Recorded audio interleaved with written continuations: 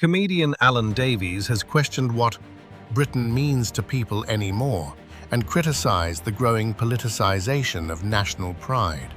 Speaking at the Cheltenham Literature Festival, Davies condemned what he called the appropriation of the Union flag and patriotism, saying it often feels like dog-whistle racism. He also attacked the government's handling of the migrant crisis, calling the failure to process asylum seekers abject. Davies warned that migration will continue for decades due to global warming, urging Britain to cope better and prepare rather than use military force to stop the boats.